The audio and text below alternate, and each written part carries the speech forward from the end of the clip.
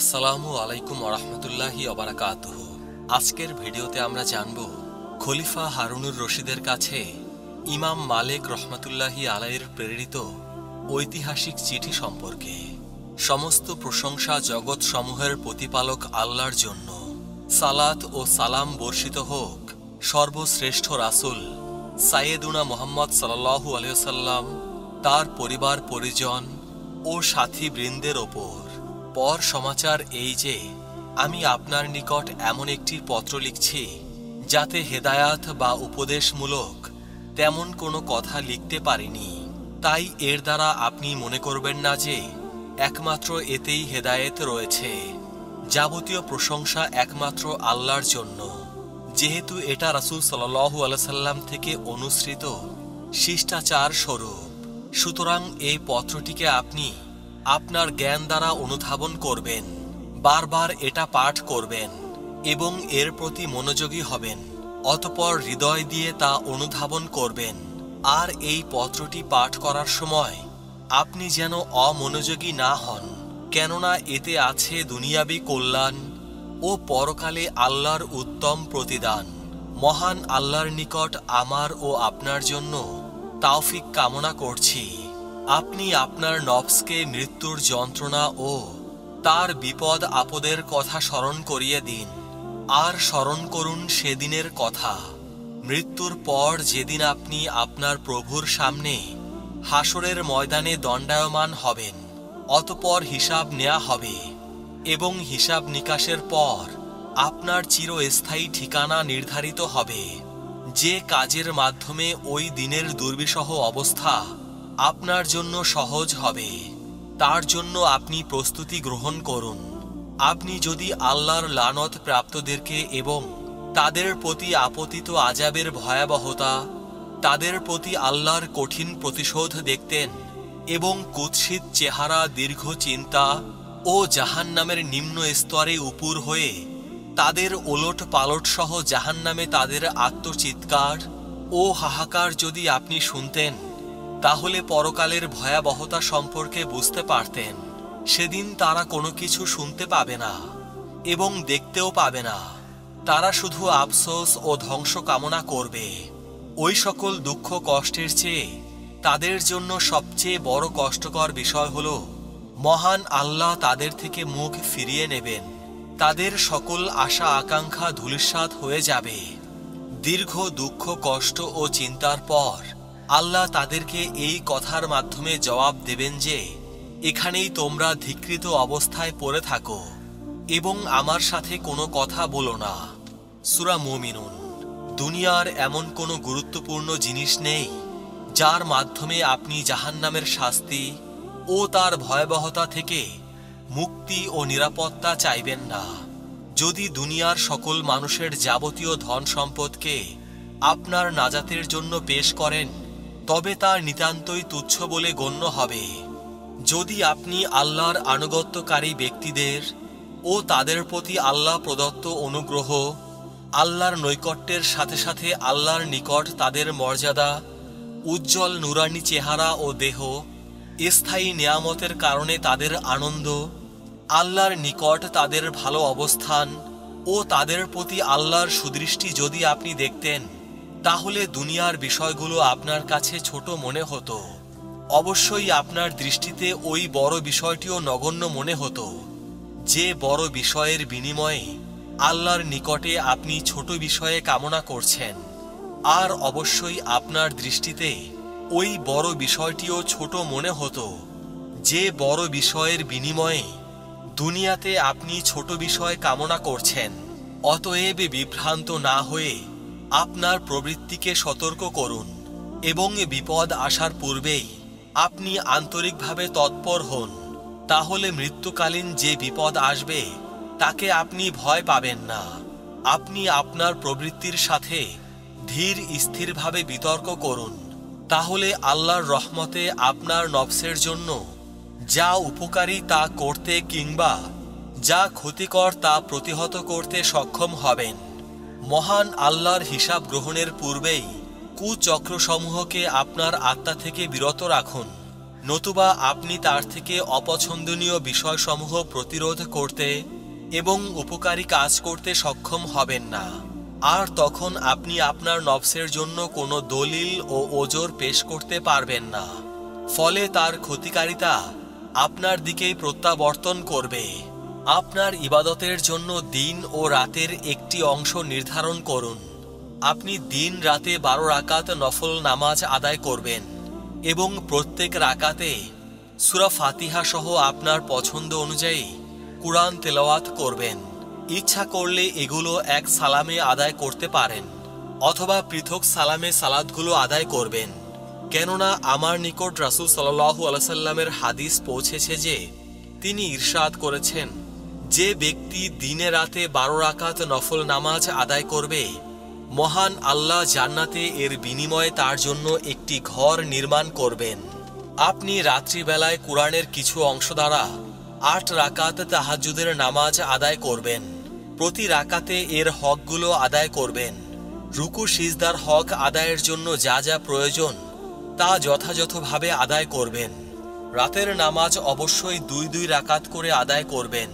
কেননা আমার নিকট নবী পাক সাল্লাল্লাহু আলাইহি সাল্লাম থেকে হাদিস পৌঁছেছে যে নিশ্চয় তিনি রাতে 8 রাকাত নামাজ আদায় করতেন। এছাড়া 3 রাকাত বিতর নামাজ আদায় করতেন। প্রত্যেক 2 রাকাত পর তিনি সালাম ফেরাতেন। প্রতি মাসের 13, 14, 15 তারিখ 3 দিন নফল নামাজ পালন করবেন। কেননা নবী করিম সাল্লাল্লাহু আলাইহি সাল্লাম থেকে আমার নিকট একটা হাদিস পৌঁছেছে যে তিনি ইরশাদ করেছেন, এটা সারা বছর সিয়াম রাখার সমতুল্য। যখন 1 বছর পূর্ণ হবে তখন আপনারা পবিত্র মাল থেকে যাকাত আদায় করবেন। যাকাত ফরজ হওয়ার পর আর কাল বিলম্ব করবেন না। আল্লাহ যাকে যাকাত প্রদানের নির্দেশ দিয়েছেন তাকেই প্রদান করবেন। আল্লাহ পাক ইরশাদ করেছেন, সাদকা সমূহ কেবল 8 শ্রেণীর লোকের জন্য: ফকির, অভাবগ্রস্ত, যাকাত আদায়কারী কর্মচারী, ইসলামের প্রতি আকৃষ্ট ব্যক্তি, দাস মুক্তি, ঋণগ্রস্ত, আল্লাহর রাস্তায় এবং মুসাফিরদের জন্য যাদের পাথেও হারিয়ে যায় বা শেষ হয়ে যায়। এটা আল্লাহর পক্ষ হতে নির্ধারিত। আর আল্লাহ সর্বজ্ঞ ও প্রজ্ঞাময়। সূরা তাওবা। আপনার পুত পবিত্র সম্পদ দ্বারা পবিত্র হজ পালন করবেন, কেননা আল্লাহ পবিত্র মাল ছাড়া কবুল করেন না। আল্লাহ পাক ইরশাদ করেছেন, আর তোমরা গণিত দিনগুলোকে আল্লাহকে স্মরণ করো। অতঃপর যে ব্যক্তি ব্যস্ততা বশে 2 দিনেই মক্কায় ফিরে আসে তার জন্য কোনো গুনাহ নেই। আর যে ব্যক্তি দেরি করে তারও কোনো গুনাহ নেই। যে ব্যক্তি সংযম অবলম্বন করে। সূরা বাকারা। উভয় অবস্থাতেই তাকে ক্ষমা করে দেয়া হবে। আপনি আল্লাহর আনুগত্যের আদেশ করবেন এবং তার উদ্দেশ্যেই কাউকে ভালোবাসবেন। আল্লাহর অবাধ্যতা থেকে সর্বদা দূরে থাকবেন। তার উদ্দেশ্যেই কাউকে ঘৃণা করবেন। আল্লাহ যাদেরকে আপনার অধীনস্থ করে দিয়েছেন তাদের প্রতি সৎ আচরণ করুন এবং তাদের ওপর আপনার শ্রেষ্ঠত্বের জন্য আল্লাহর প্রতি কৃতজ্ঞতা প্রকাশ করুন। যাকে শিষ্টাচার শিক্ষা দান এবং যার সকল কাজের দেখাশোনা করা আপনার দায়িত্ব ও কর্তব্য, আপনি তাকে শিষ্টাচার শিক্ষা দিন।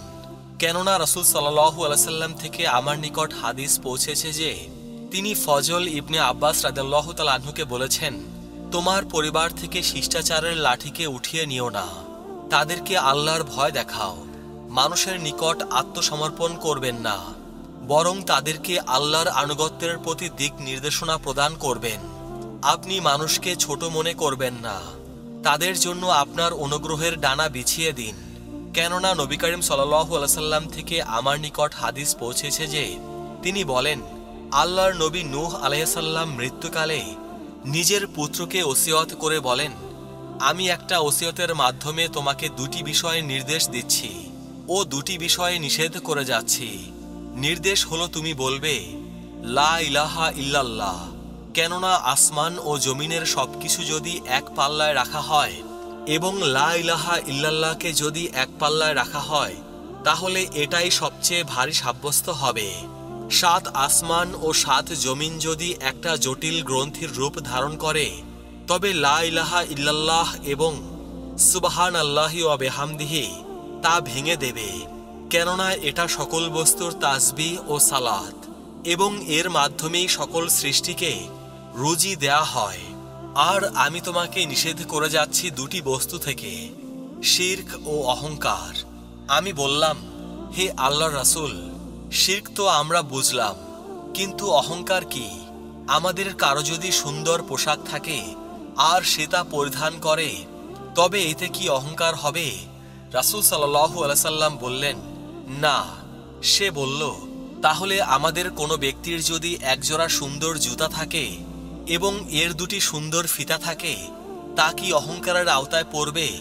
রাসূল সাল্লাল্লাহু আলাইহি সাল্লাম বললেন, না। সে বলল, তাহলে আমাদের কোনো ব্যক্তির যদি একটি বাহন জন্তু থাকে যার ওপর সে আরোহণ করে, তাতে কি অহংকার হবে? রাসূল সাল্লাল্লাহু আলাইহি সাল্লাম বললেন, না। সে বলল, তাহলে আমাদের কারো বন্ধু বান্ধব রয়েছে যাদের সাথে সে উঠা বসা করে, এতে কি অহংকার হবে? রাসূল সাল্লাল্লাহু আলাইহি সাল্লাম বললেন, না। সে বলল, হে আল্লাহ রাসূল সাল্লাল্লাহু আলাইহি সাল্লাম, তাহলে অহংকার কি? উত্তরে আল্লাহ রাসূল সাল্লাল্লাহু আলাইহি সাল্লাম বললেন, অহংকার হলো সত্যকে দম্ভ ভরে প্রত্যাখ্যান করা ও মানুষকে হেয় জ্ঞান করা। গর্ব ও অহংকার থেকে বেঁচে থাকবে, কেননা মহান আল্লাহ এই দুটি বস্তুকে ভালোবাসেন না। একজন বিদ্বান থেকে আমার নিকট একটি হাদিস পৌঁছেছে যে রাসূল সাল্লাল্লাহু আলাইহি সাল্লাম ইরশাদ করেছেন, কিয়ামতের দিন অহংকারীদেরকে ক্ষুদ্র পিঁপড়ার মতো মানুষের রূপে সমবেত করা হবে। তাদেরকে চারদিক হতে অপমান ও লাঞ্ছনা ছেয়ে ফেলবে। যে ব্যক্তি আল্লাহকে ভয় করে না, তার কাছে আপনার কোনো বিষয়কেই নিরাপদ মনে করবেন না। কেননা আমার নিকট ওমর রাদিয়াল্লাহু তাআলা আনহুর বাণী পৌঁছেছে যে তিনি বলেন, যে কোনো কাজের ব্যাপারে আপনি মুত্তাকিদের সাথে পরামর্শ করবেন। অসৎ সঙ্গী ও বিশৃঙ্খলা সৃষ্টিকারীদের থেকে আপনি সতর্ক থাকবেন। কেননা নবী করিম সাল্লাল্লাহু আলাইহি সাল্লাম থেকে আমার নিকট একটা হাদিস পৌঁছেছে যে তিনি বলেন, নিশ্চয়ই আল্লাহ প্রতিটি নবী ও খলিফাকেই দুজন করে সাথী দিয়ে পাঠিয়েছেন। তার মধ্যে একজন তাকে ভালো কাজের নির্দেশ দেয় ও খারাপ কাজ থেকে নিষেধ করে, এবং অন্যজন তার সর্বনাশ করতে বিন্দু মাত্র ত্রুটি করে না। সুতরাং যে ব্যক্তি মন্দ সাথীর কুমন্ত্রণা থেকে বাঁচতে পারল, সে নিরাপদ থাকল। সুতরাং মুত্তাকি ব্যক্তিকে বন্ধুরূপে গ্রহণ করবেন এবং মেহমানকে সম্মান করবেন, কেননা মেহমানকে সম্মান করা আপনার নৈতিক দায়িত্ব। সৎ কাজের মাধ্যমে আপনারা প্রতিবেশীর হক আদায় করবেন, তাদেরকে কষ্ট দেয়া থেকে নিজেকে বিরত রাখবেন। কেননা নবী করিম সাল্লাল্লাহু আলাইহি সাল্লাম থেকে আমার নিকট হাদিস পৌঁছেছে যে তিনি বলেন, যে ব্যক্তি আল্লাহ ও পরকালে বিশ্বাস রাখে সে যেন তার প্রতিবেশীকে সম্মান করে। যে ব্যক্তি আল্লাহ ও পরকালে বিশ্বাস করে সে যেন তার মেহমানকে সম্মান প্রদর্শন করে। ভালো কথা বলবেন, অন্যথা চুপ থাকবেন। কেননা নবী করিম সাল্লাল্লাহু আলাইহি সাল্লাম থেকে আমার নিকট হাদিস পৌঁছেছে যে তিনি বলেন, যে ব্যক্তি আল্লাহ ও পরকালের প্রতি ঈমান রাখে সে যেন উত্তম কথা বলে, নতুবা চুপ থাকে। অতিরিক্ত কথাবার্তা থেকে আপনি বিরত থাকবেন, কেননা নবী করিম সাল্লাল্লাহু আলাইহি সাল্লাম অতিরিক্ত কথা বলা থেকে সতর্ক করেছেন। বন্ধুকে সম্মান করুন এবং আপনার সাথে বন্ধুত্বের কারণে তাকে তার বিনিময় প্রদান করুন। কেননা আমার কাছে নবী করিম সাল্লাল্লাহু আলাইহি সাল্লাম থেকে হাদিস পৌঁছেছে যে তিনি বলেন, যে ব্যক্তি তোমাদের কোনো উপকার করল তোমরা তাকে উত্তম বিনিময় প্রদান করো। সক্ষম না হলে অন্তত পক্ষে তার জন্য দোয়া করো, যাতে সে বুঝতে পারে তোমরা তাকে উপযুক্ত উপটৌকন প্রদান করেছ। আপনি অবশ্যই অপরের কাছে রাগ করা থেকে বিরত থাকবেন। এই মর্মে আমার কাছে হাদিস পৌঁছেছে যে একজন ব্যক্তি আরজ করল, হে আল্লাহ রাসূল, অল্প কথায় আমাকে ওসিয়ত করুন যাতে আমি তা স্মরণে রাখতে পারি। রাসূল পাক সাল্লাল্লাহু আলাইহি সাল্লাম বললেন, তুমি রাগ করো না। যে কোনো ভালো কাজের নির্দেশ দানের পূর্বেই আপনি নিজে তার প্রতি আমল করবেন এবং কোনো অন্যায় কাজ থেকে নিষেধ করার পূর্বেই নিজে তা পরিত্যাগ করবেন। সকল অসার কাজকে পরিহার করুন, কেননা আমার নিকটে নবী করিম সাল্লাল্লাহু আলাইহি সাল্লাম থেকে হাদিস পৌঁছেছে যে নিশ্চয়ই তিনি বলেন, কোনো ব্যক্তির ইসলামের সৌন্দর্য হল অনর্থক বিষয় পরিত্যাগ করা।